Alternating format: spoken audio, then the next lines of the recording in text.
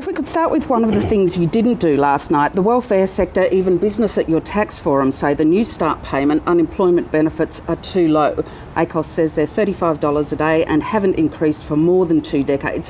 Why did you only put in an extra $4 a week to the unemployed and not the $50 that's been called for? Because it's not affordable in the context of the budget, and the government's priority has been for some years to make sure we get as many people into work in the first place. And of course, that's what we did, particularly during the global financial crisis. We didn't see the huge spikes in long-term unemployment that have occurred in every other developed economy. Our priority has been jobs, training, participation, and that's where we've been putting our money. But we did put the supplement into the budget last night. That's a very important supplement for people on benefits. But as you say, their priorities, unemployment's low, so you're looking at a group of people who are struggling to find work in a growing economy. If you're living on $35 a day and you don't get help from the government, would those people see this budget as being Labor to its bootstraps? Well, first of all, we've put the supplement in the budget, recognising some additional assistance is required there, and that's why we moved to do that. And as I understand it, the social welfare sector is very happy with the start we have made in putting that supplement into the financial support that we provide to the unemployed. But our priority remains making sure we have the training in place for people to get into work, to get a job and to support themselves. Is the money you're handing to families through the schools bonus and the changes to the family tax benefit essentially another version of a stimulus package that you could not deliver to business through a company tax cut? No, not at all. What it is in terms of the family tax benefit that will apply from the 1st of July next year is that we're spreading the benefit of the mining boom to low and middle income. But you said you'd do that through company tax cut, yes, so is this another way of doing that? It certainly is another way of doing that. We weren't able to get the company tax through the Parliament. Mr Abbott said he wouldn't support it. The Greens certainly wouldn't support it. And of course, many people out there on low and middle incomes do sometimes find it very difficult to make ends meet. So we thought this was a good way to spread the benefits of the boom right around the country, because many people think that this is someone else's boom. It's not necessarily their boom. And what we do need to do is to give more Australians a stake in the economic prosperity, which does come from the mining boom. What do you hope people do with the money? Spend it, save it, or just feel kindly disposed towards Labor? No, it's not up to me to advise people what they do with their income. And I think Australians generally spend their money responsibly, and I'm sure they will on this occasion. What's the difference between these sort of payments, these sort of cash bonuses to families, and the ones John Howard used to hand out that you criticised at the time and you still criticise? Well, first of all, in terms of the schools bonus for school kids, this is very important. It's a reconfiguration of the education tax rebate that we put in place when we were elected. We are delivering it in a more timely way, and we're delivering it to more people when they need it. That's the most important thing, because before they had to put their receipts in, it took ages for the money to come.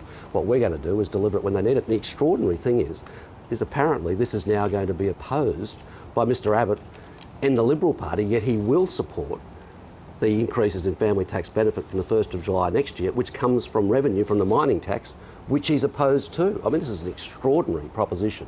So how in the end are these different to the handouts John Howard used to give through the tax system? How are the family tax benefit changes different to that? Well, in terms of the family tax benefit changes, we have made the family tax system much more targeted.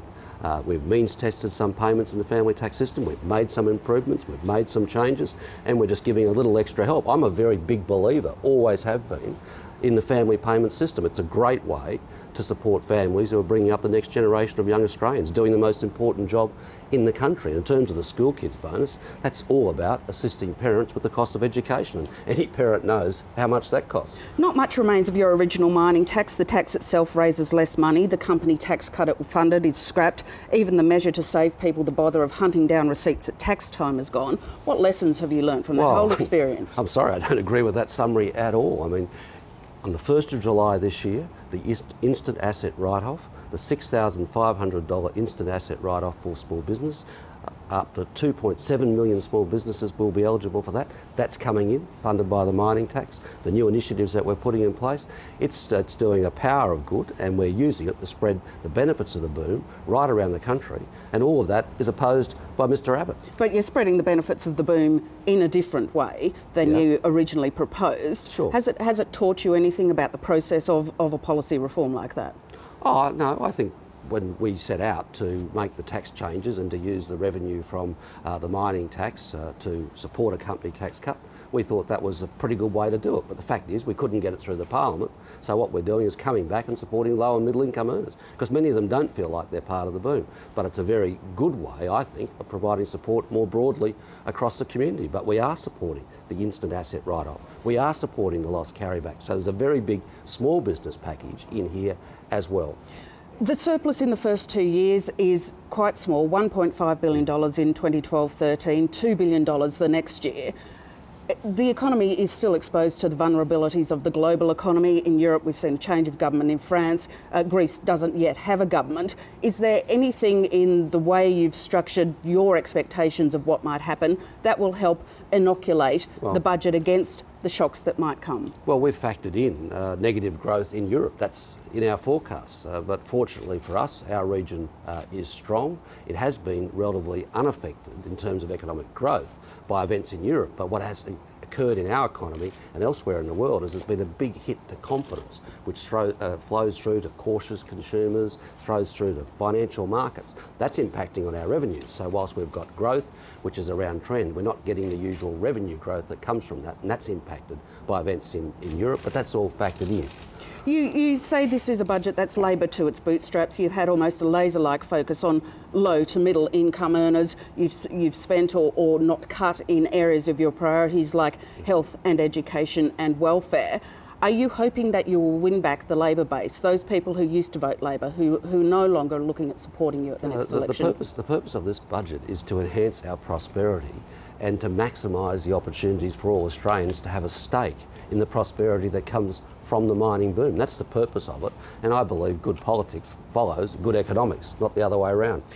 It's the 350th anniversary of the Punch and Judy show. Is that sometimes what you feel like in politics? You start making progress, then events inside and outside your control keep thwacking you over the head. Do you wonder how it will end? That's just life, isn't it? Wayne Swan, thank you very much for your time. Thank you.